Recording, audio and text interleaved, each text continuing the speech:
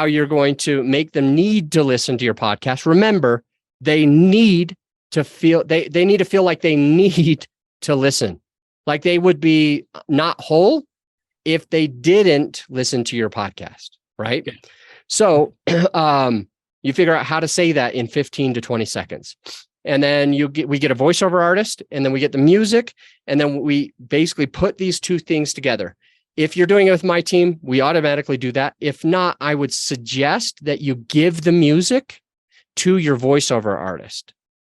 And you say, this is the music that I'm using. This is the copy or the script that I want you to read, and pay them to audio engineer the two of them together to make it easier for you later when you're doing editing and post-production, or easier for your team to edit and post-produce. So remember that step. I want you, Mr. or Mrs. voiceover actor, I want you to take my music and I want you to put your voice with the music. Ask them to do that. What else do you need in the beginning? Okay, you need to design it. Begin with the end in mind. Who's the person that says that? Stephen Covey. Begin with the end in mind. 7 habits of highly effective people. I don't want you to be a non-effective person. I want you to be effective. So begin it with the end in mind. And some of the things that we need to be is intentional. Write the word down, intentional. I've got to be intentional with my podcast. I know what I want to achieve, who I'm going after, and what I do differently.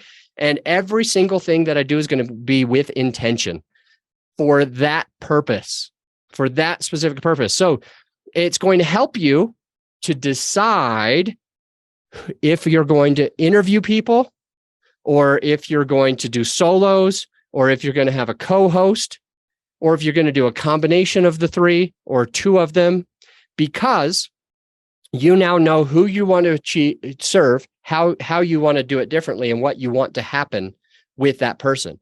And so you'll be like, oh, okay, for me on my podcast, it's that I have interviews half the time, and the other half of the time I do solos. And that's because one of the things that I want to have happen because of my show, the Podcast on Podcasting, is I want to be able to bring in clients for my company, which is called Grow Your Show at growyourshow.com. That's a actual thing that I want to have happen.